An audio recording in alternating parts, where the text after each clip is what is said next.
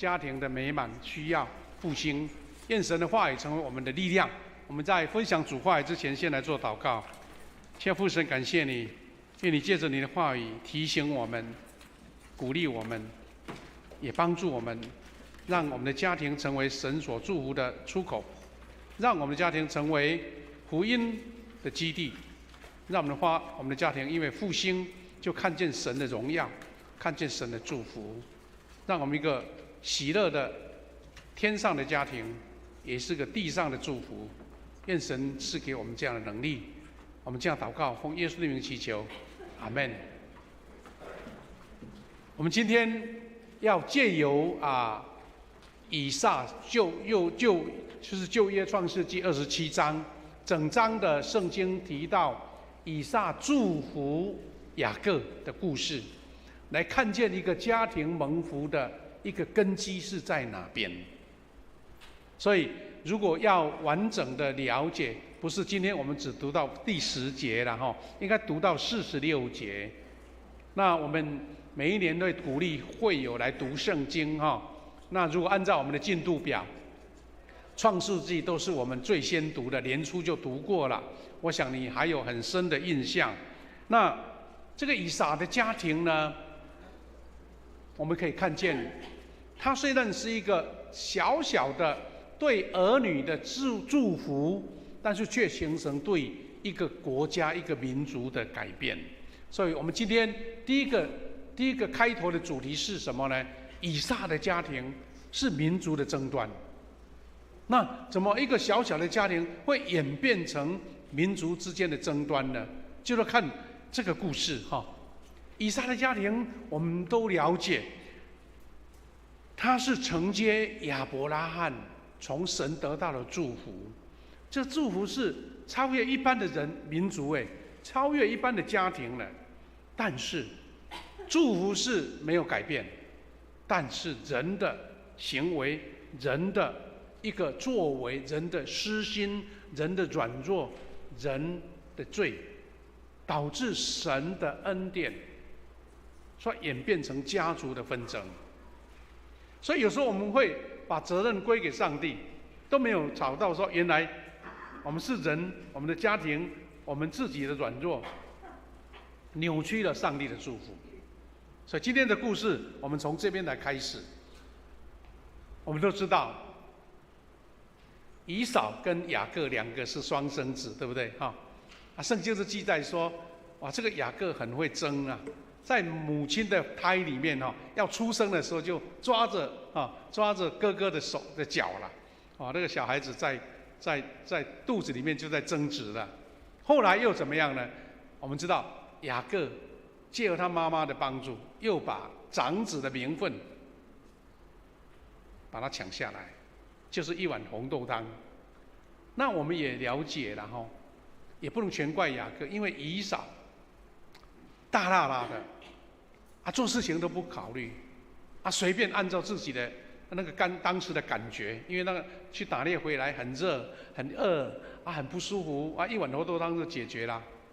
好，这些都有一个家庭的渊源，就是那个彼此的争端都已经建立在里面了。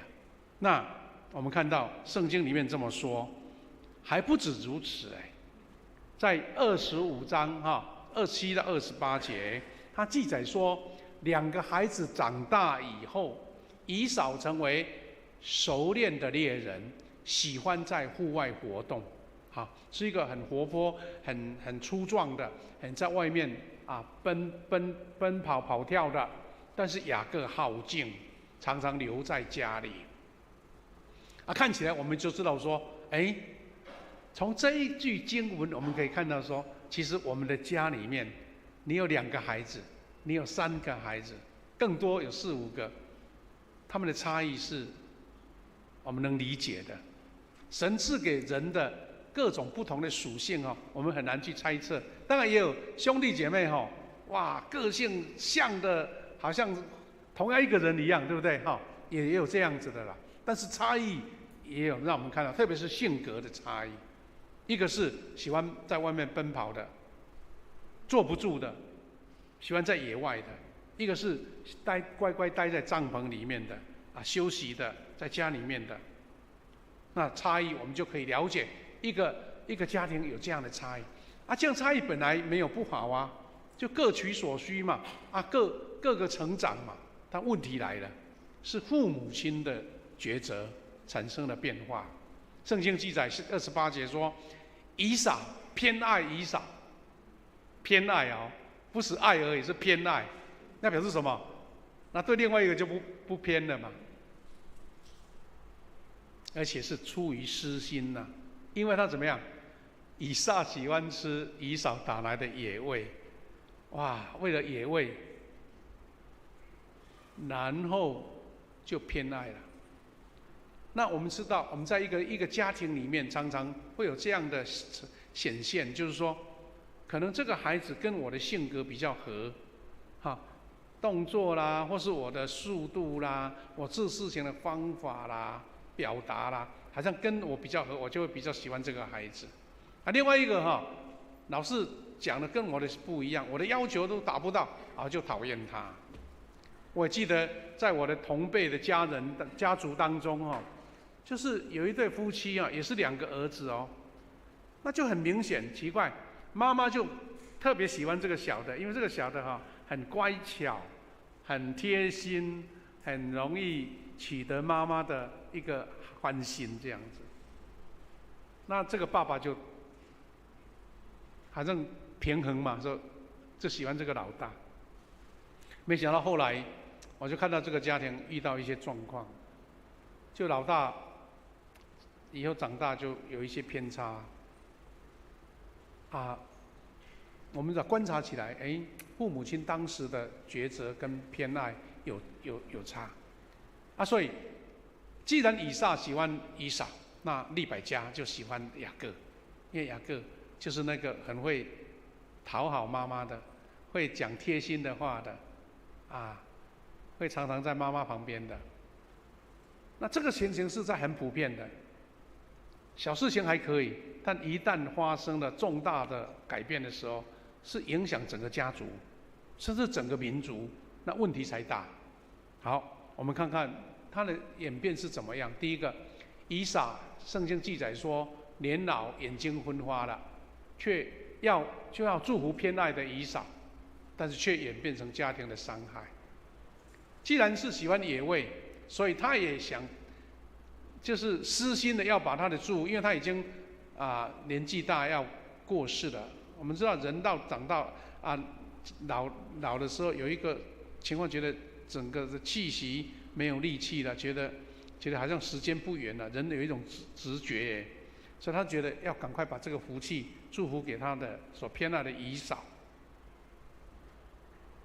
特别是以色列人，他们有这样的传统，就是长辈对孩子的祝福是有效的，而且有权柄的所以呢，因为这样子准是他的偏爱，没想到不小心发生了整个家族的变化。第一个，他要偏心来祝福以扫，还要讲话被利百加偷听到，如果私下完成了都没有事，但是就被利百加听到。好，利百加听到了，如果一般的妈妈也讲说，你也不说关心老大，老二也要注意一下好，就跟先生协调一下，不是很好吗？或2个一起叫来祝福，既然是双生的嘛，2个一起祝福也可以啊。但是他就是用这样的方式，所以利百加又用另外一种阴谋，把他狸猫换太子。所以原来一个错误了，那加上第2个错误更严重，利百加偏爱雅各，却处理儿子受祝福不公、不细致，然后又遗憾了后代。我们如果看这段经文他怎么说呢？以扫本来要叫儿子以撒要叫儿子去打猎，对不对？要吃那个野味嘛，但是利百加就偷偷的用这样的方式把它改变了。第一个，要雅各去抓2只小山羊来；第二个，他还按照他先生喜欢的口味，因为太太最知道老公爱吃什么嘛，煮的最好的汤头也为，然后这样还不够啊！你看多细致啊，还叫雅各去偷偷的拿他哥哥的衣服来穿。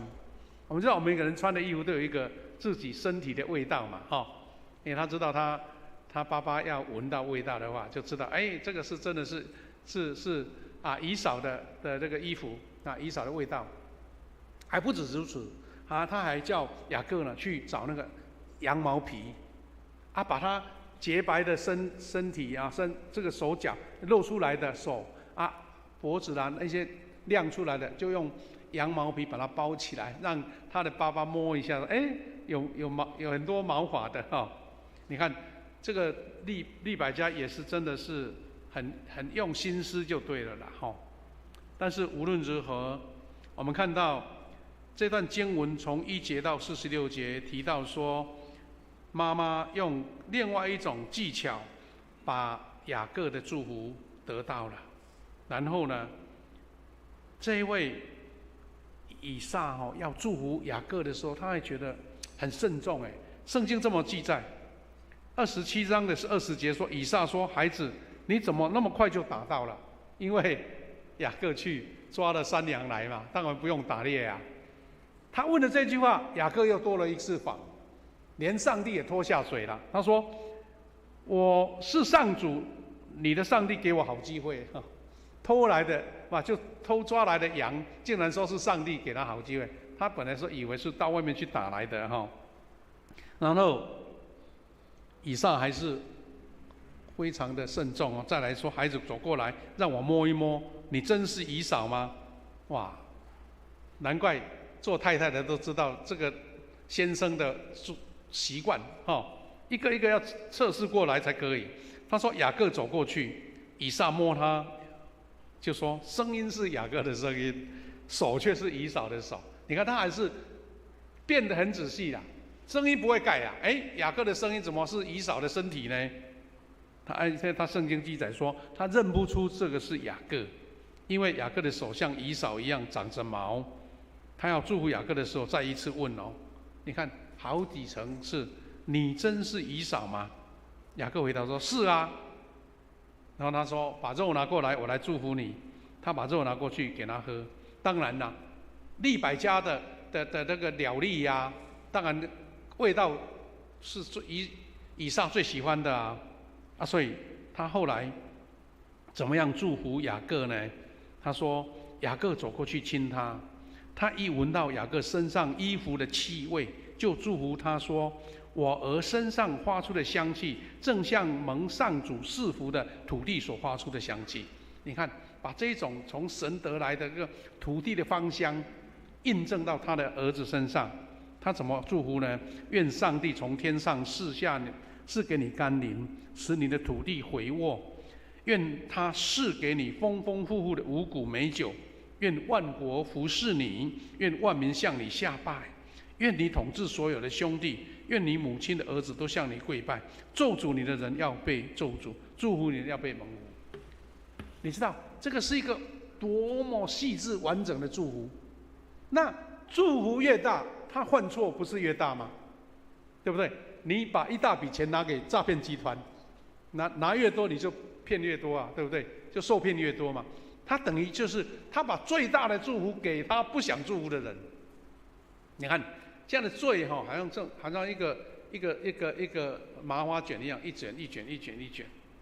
后来圣经记载说，以扫兴冲冲的真的打猎回来了，也准备了要给爸爸祝福他。糟糕，圣经记载说，以撒问你是谁？以扫说我是你的长子以扫啊。以撒就全身颤抖，问他：那你刚才拿野味给我吃的是谁呀？你进来以前我已经吃了耶，我已经祝福他了，这个祝福永远归属他了。哇，好像他的福气宝典只有一个，拿给了就没了。然后看看以扫怎么反应。34节，以扫一听到这话，非常痛心，放声大哭，说：爸爸，请你也祝福我。以撒回答：你弟弟进来欺骗我，夺去了你的福分。冥想就是讲你弟弟欺骗你。好，以撒怎么回答？以扫说，这是他第二次欺骗我。第一次什么呢？夺去他长子的名分嘛，红豆汤嘛。说难怪他名叫雅各，他抢走我做长子的名分，现在又夺去我的福分。爸爸，你没有留些福分给我吗？刚才我就说了，这个爸爸无保留的把所有的祝福都给雅各了，表示说另外一个我都什么都不能给了。好了，他做错事反而是撩熊多，对不对？就全部好像诈骗集团，你想说投资可以得1倍的祝福啊，糟糕，全部钱都撒出去了，都赚不回来了。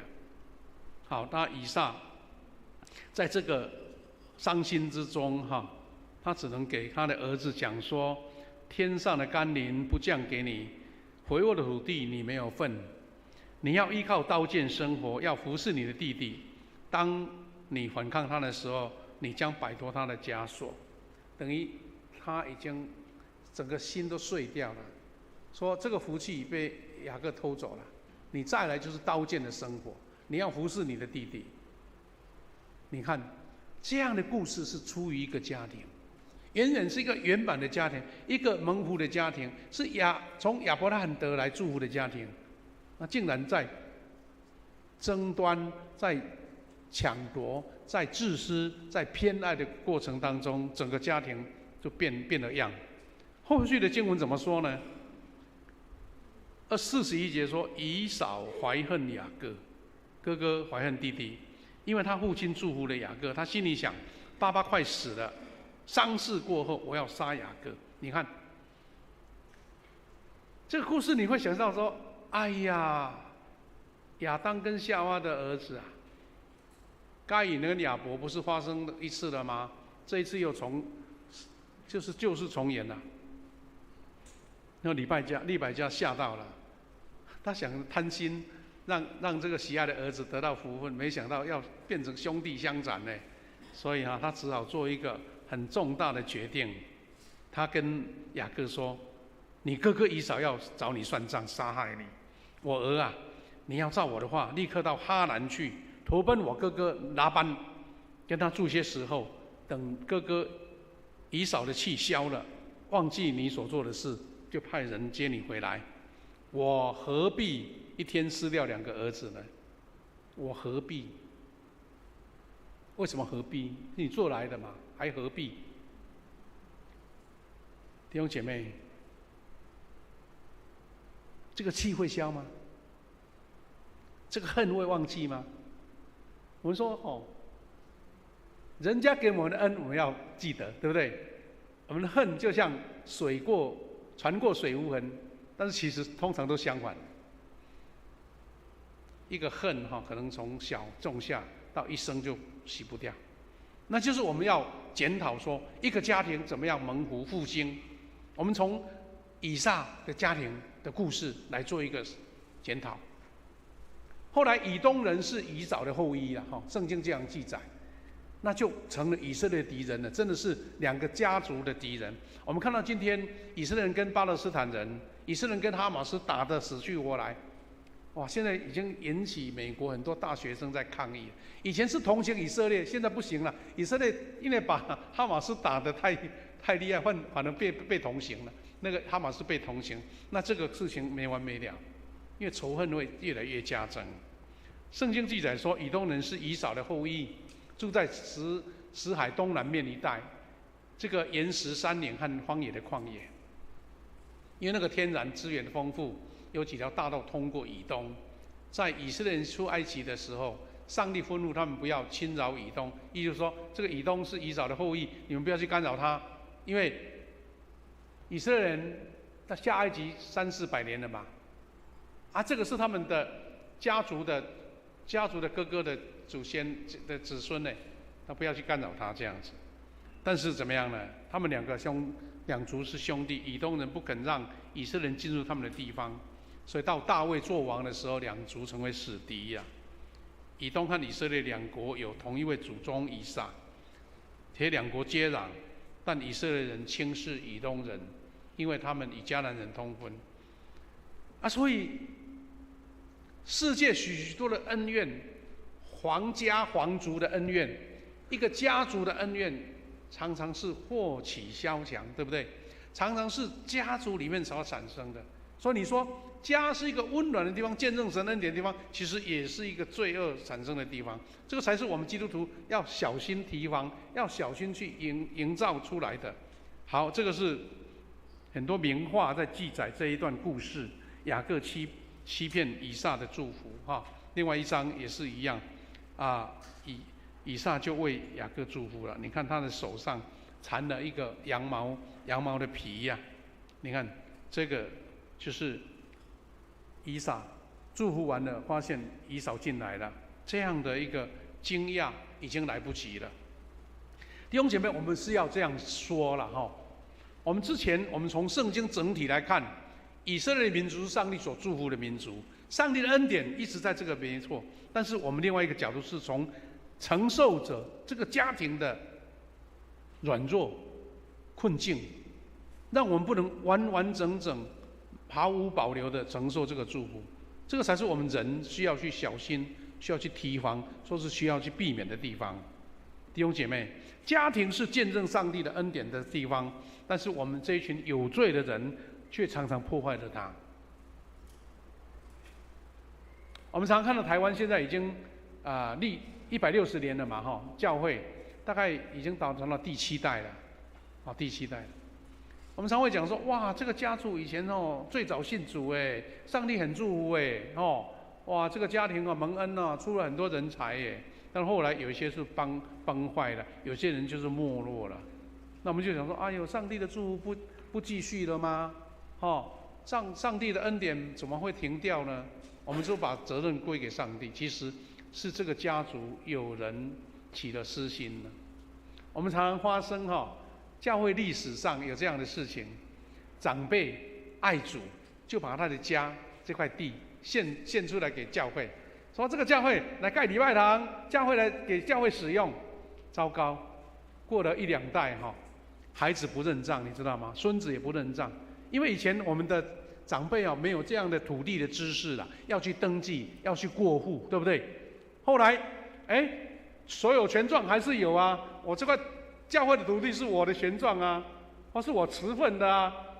他不信主了，他对上帝没有信心了，来跟教会要，常常发生很多教会都要被告因为你没有名字嘛，没有登记嘛，真的要退还，甚至有的是要拆屋还地，那就不得了。你说上帝不祝福吗？上帝福气仍然在啊，只是人把它搞坏了吧。好，我们从以撒这个家庭，我们看到一个很重要的提醒，一个偏心在家庭中很常见，我们是不经意、不小心、不注意就发生了。它是一个微妙性的伤害，但有时候会变成破坏性。我们看到以撒这个家庭就是这样子。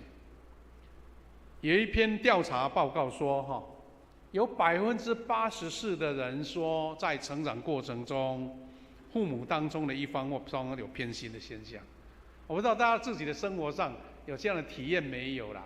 有时候只是讲一讲，就过了我在家里面是老二啦，爸爸妈妈都喜欢老大，要不然就喜欢姐妹啦，不喜欢我啦，或是老幺啦，都被人家疏忽掉了。常常很多生活上的体验都是这种样子我们不能说对跟错，就是在生活中发生了。另外，很吊诡的是，13%被父亲疼爱的人，后来怨恨父亲，好像觉得你溺爱了我，你让我跟兄弟姐妹产生嫌隙，有这个样子的。他觉得你当初如果公平对待，反而我的哥哥或弟弟不会讨厌我。而且18%得到祝母亲偏爱的人，后来觉得这是一种负担。就像刚刚我讲的，感觉上公平就好了，你这样子让我的兄弟姐妹讨厌我，然后在后面就给你制造一些争端出来了。那我们就看到说，真的人有软弱，人有自己的不足了。弟兄姐妹，父母亲有偏爱，有时不易察觉。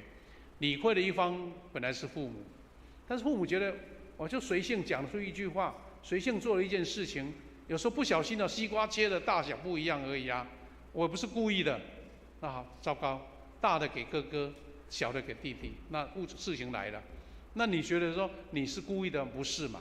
所以问题是在于人的软弱当中，很多小细节被放大了，很多小细节被歪曲了，很多小细节成了伤害了，那才是我们要小心的地方。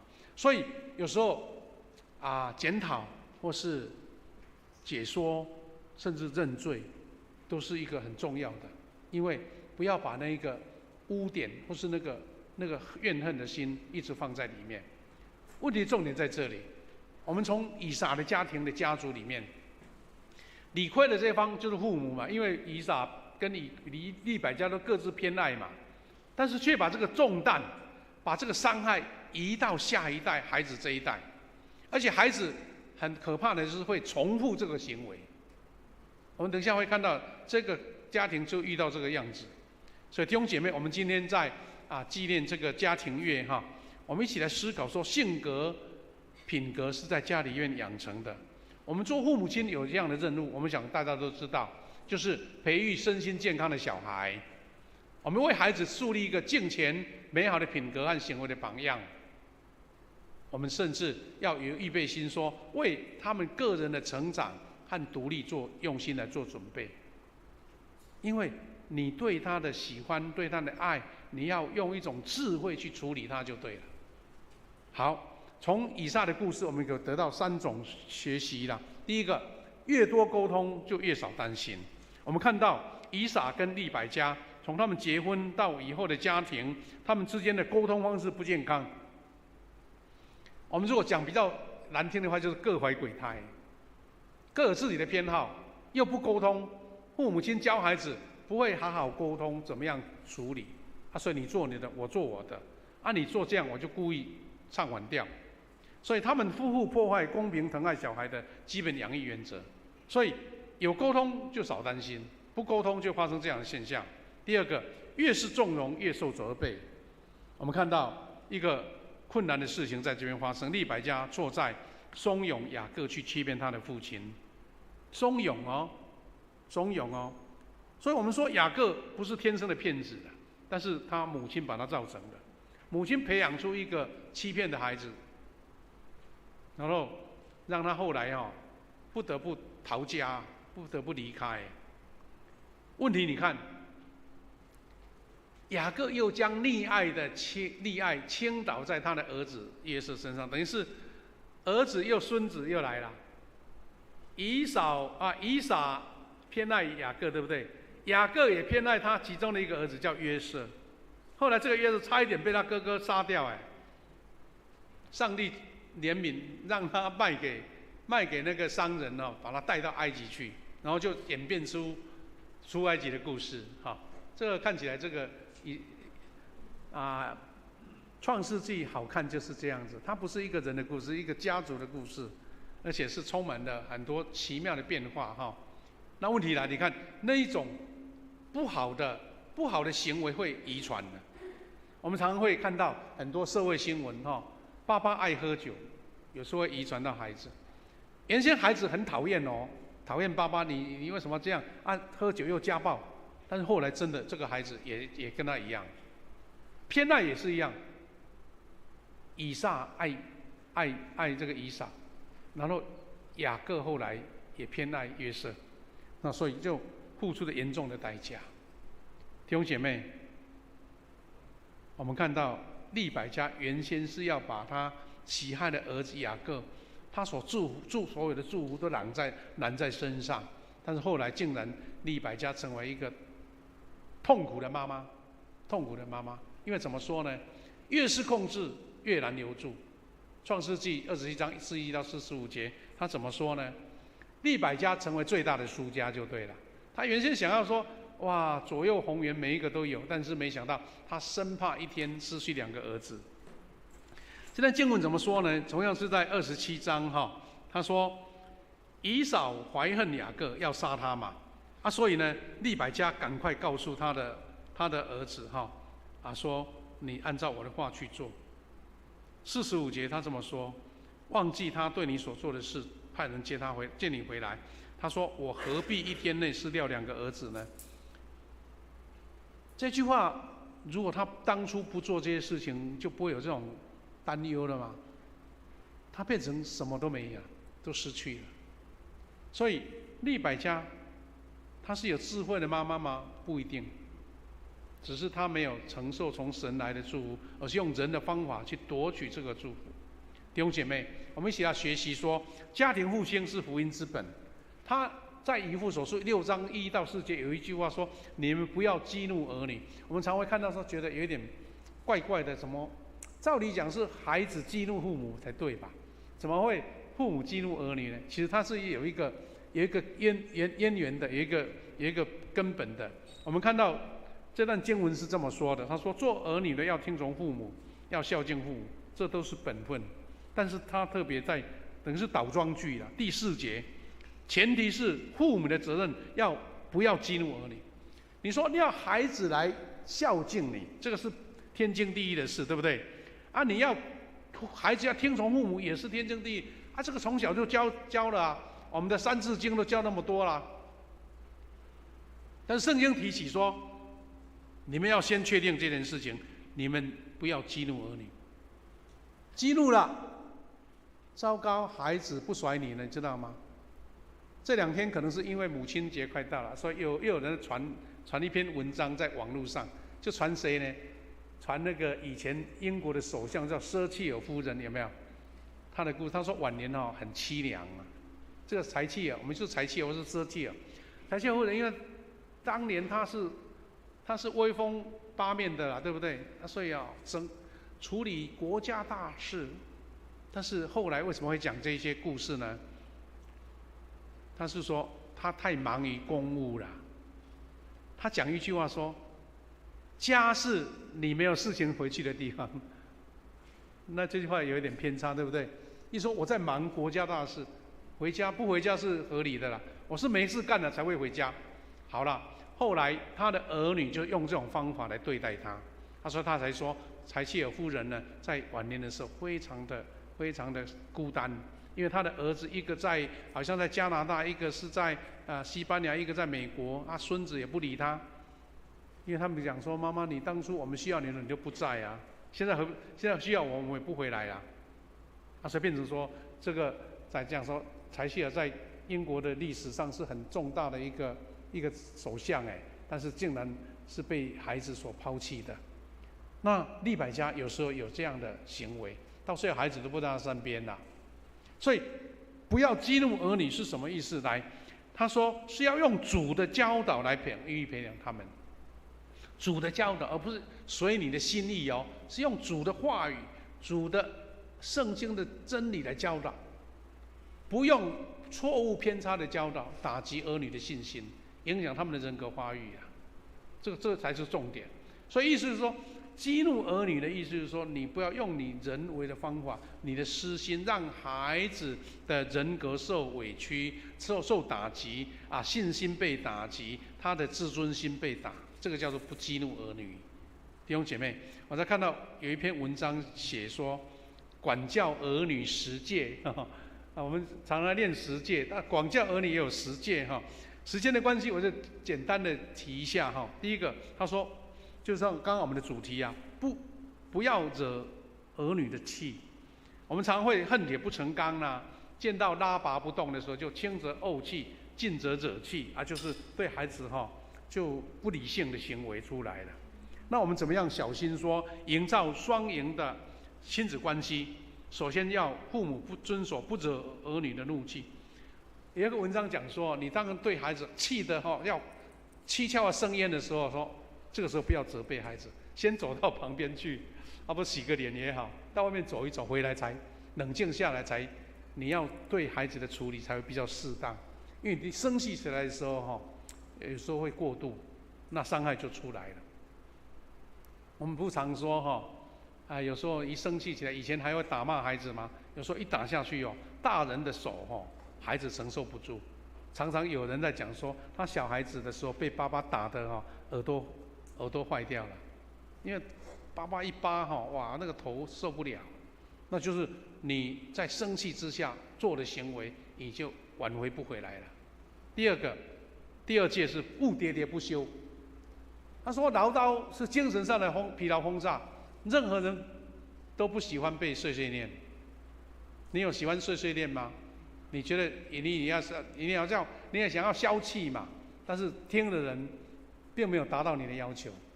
第三个，勿过度保护，是第二个相反，会导致儿女无法自我学习成长。一旦离开父母的保护伞，就显得问题丛生了，无法独立生活。我常听到一句话叫这个什么那个直升机父母，哇，孩子有什么问题，好像救难机马上冲过去解除他的困难。我们不是有救灾大队吗？山上发生问题啊，一辆那个灰鹰直升机就飞过去了，把他救下来。有时候孩子遇到困难的时候，用这种方法好像觉得马上解决到问题，但其实他永远不成长，他没有办法自己处理的能力。这是第三个。第四个，勿无端的猜疑啊。就是说事件还没查明，有发生问题啊，就一口咬定说这个是你干的好事，逼他招认。如果是不对的话，那一生就记恨在心。记得哦，被误会、被责备，孩子的心永远记住这个事情，洗不掉。所以，我们教会常常会举办我们说医治祷告，我们常会举办所谓的这个内在医治，就是那个内心的伤害它是自然的发生，你说不要让它发生也不可能，要靠圣灵的工作才能够除去那个伤害，甚至能够赦免。第五个，勿乱贴标签，这个最常发生的。有一本书叫做《父母的清单》，列出父母对孩子说最有害的话，他列出20几句了哈。我们只要看这几句就知道说，有时候我们讲的话让孩子最大的伤害，就是惹孩子的气的意思啦。你永远都不会有出息，生气起来讲这句话，很普通啦，对不对？常讲。第二个，真后悔当初生了你。你怎么那么笨？讲都讲不懂。第四个，你真的没用了，没希望了。我们台湾话说假老米耶，没差的起你呀。好，这些话，我想我们当父母亲的人觉得很自然嘛。气起来什么话拢黑白讲，拢不要紧啦。但是你要记得你发泄，但是孩子听下去了。孩子听下去，问题在这里。所以我们说我是圣人，做父母亲哪一个人当圣人啊？气起来这个什么事情都做得出来。但是问题在于说，我们怎么样让这个家庭是被神所祝福的，被神所高抹的。所以我们知道说，骂人、负面的批评话语有强力的心理暗示作用，这些好像咒语一样，会永远深印在儿女的脑海中，造成负面的自我认识。但我是说，不是这样就绝对这样。我们知道有些孩子，他们是在成长过程当中，他被医治了，或是他成长了，他体谅父母亲的软弱，或者说我们常会讲说，哎呀，那个小时候我真的很搞怪了，知道我说父母亲这样骂是应该的啦，他自己解除了嘛。但是有的人就这样被伤害，然后他人格就被扭曲了。第六个，勿恐吓贿赂，其实恐吓跟贿赂两个不一样。有人骂说你再这样我就打死你，他说赶快把作业做完，我就100块给你。用贿赂、用恐吓都不是好的方式。第7个，勿堆加罪疚感，不当的责罚或堆加儿女的罪疚感，会让孩子在人生的道上背负许多无名的不必要的心理负担。就是说，不要把罪恶感给他们再来，勿玩比较的游戏，这个也是常常在我们的生活周遭中发生了我们说，避免在孩子兄弟姐妹间做无意义的比较比较游戏最大的杀伤力是造成兄弟姐妹之间的感情裂痕，甚至反目成仇。我刚刚不是讲说以扫跟雅各就差别那么大嘛？如果念给雅各听说，你看你哥哥上山下海都会，力气很粗壮，你怎么这样手无缚鸡之力呢？就明明两个人不一样，你就这样来骂雅各也不行不就骂以扫，没一个听，老是往到外处跑，啊，不像你那个弟弟啊那么乖，在家里陪妈妈。你看，两个个性不一样，你这样责骂都不对，啊，这样比较就发生兄弟姐妹之间的裂痕了。第9个，我们也常知道，勿揠苗助长，好，要给他们一个合一的成长的环境，而不是什么事情都要挤给他、堆给他。在小孩子的时候，什么样都要让他学，到最后他什么都不学了，啊，不学给你看这样子。最后是勿在人前羞辱。我们常常在别人面前骂自己的孩子，说自己的孩子的弱点跟短处，让他感到无地自容。弟兄姐妹，我们想多多少少会体会了，有时候在自己身上发生，有时候在亲朋好友之间的父母亲当中发生。所以我们今天的主题是说，我们借由以撒这个家庭遇到的困难、遇到的伤害，我们怎么样借着神的恩典，在我们的家中能够除去这些伤害。弟兄姐妹，在亲子月当中，我们期待神给我们一个恩典的家庭，一个蒙福的家庭，一个得祝福的家庭。那我们做父母亲的，我说我就存于我的爱心嘛，什么事情我都一切为儿女嘛。但是因为没有智慧，因为没有用上帝的话语，我们反倒是把孩子推离我们身边。利百加用这样的方法把孩子推到他不得住在他身边。我们也常常用这种以为对的方法，让孩子领悟到那种很大的伤害。所以我们转换心思了。我们每一年不是都举办那个幸福小组吗？我像我们都小组同工哦，大家都很用心，怎么样很对待这一个 base。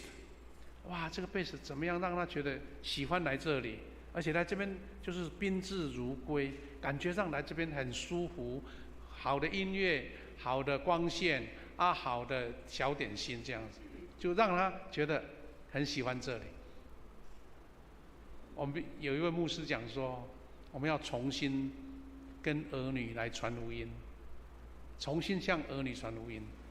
意思就是说，你不要用一种威严的态度，父母亲的那个角度来对孩子，就像改变你的思考，对孩子就像在对贝斯的一样，那就对了。当然，每一个家庭都有不同的方式啦，只是说我们重新检讨，我们怎么样让孩子知道你所信的是恩典的真理，是福音，而不是说爸爸讲的我就不喜欢，妈妈叫我去教会我就偏不要，妈妈叫我读圣经我就不读给你看。怎么说呢？以撒的家庭就是遇到这样的困难，因为家家有本难念的经，意思就是说每一个人的问题都不一样，但是我们怎么样回到神的话语当中，用上帝的教导来教导孩子，就成为我们一个家庭复兴的一个最重要的基础。因为人的方法，教导孩子的书一大堆读不完了，但是回到神的恩典之内，让神的话语成为孩子的帮助。我们期待我们每一个人的家庭是一个复兴的家庭，是一个蒙恩的家庭，而且是一个传福音最好的基地。因为当别人看到你这个家庭和乐，充满了笑声，充满了幸福的氛围，人家光羡慕就觉得你的信仰是好的。我想要认识耶稣，愿神借着我们的家庭向我们的好朋友来传福音。我们要接下来我们要在祷告之后，我们要来举行我们的第49期的中保代祷的这个差派礼。我们现在祷告。现在父神，感谢你，我们知道从以撒的家庭，他们是承受了亚伯拉罕得到上帝祝福的一个知足，但是在家中因为不完整，有罪在里面，以致导致这个蒙福的家族却成为一个彼此征战的家族，导致后来整个以色列人灭亡。主啊，我们不要承受这种苦楚，求你让我们重新回到不惹孩子的怒气，也能够用主的教导来教导孩子，让我们家就成为一个福音的堡垒，就成为一个幸福的氛围花园。主啊，我们有软弱，就像以撒跟利百加也有困难港一样，让我们能够在主里面得到神的启示跟话语，让我们的家庭成为一个祝福的家庭，一个复兴的家庭，一个蒙恩的福音的基地。感谢赞美主，祷告奉耶稣基督的圣名祈求，阿们。弟兄姐妹，我们要唱一首由奇异恩典所改编的一首圣。